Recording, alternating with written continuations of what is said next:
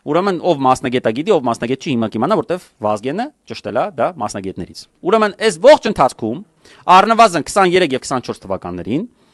պետությունը պարտադրել է, խնդրել է, դիմել է, ես չգիտեմ ինչ արել, ինչ հարաբերություններ ունի ԶՊՄԿ-ի հետ, բայց որpիսի հավաքագրումը իրականացնի հարկերի, խնդրել է եկեք անունը դնենք, ուրեմն ավանսով այսպես ասած վճարել հավելյալ փող բյուջե։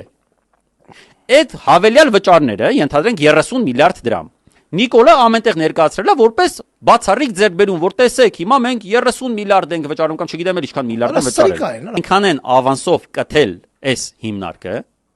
որ հիմա արդեն եկել է ժամանակը, որ արդեն ԶՊՄԿ-ն մի տարի, երկու տարի առաջ արդեն վճարել է իր հարկը։ Այդպես ջրաչափերով ջրի մարդիկ են անում, գիտես, չէ՞, հավայ գրում են։ Մի օր տենում ես, որ այդ ամիս вообще տունը չես եղել, ջուրդ գրել է, ասենք 5000 դրամ, ասես ախպեր, էս ի՞նչ է։ Արա ասում ախպեր 3 ամիս մի վճարի, 3 ամսվա արդեն ավել փող ենք վեկա։